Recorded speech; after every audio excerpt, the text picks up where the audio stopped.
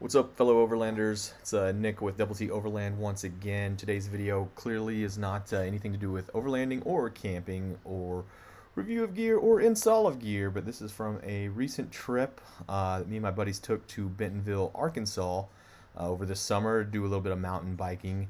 This particular video is at the end of a very grueling 20 plus mile an hour day, so our legs were shot. Just decided to hit one final blue before we called it a day. So hope you guys enjoy. Please like, subscribe, comment. Let me know what kind of content you guys want to see.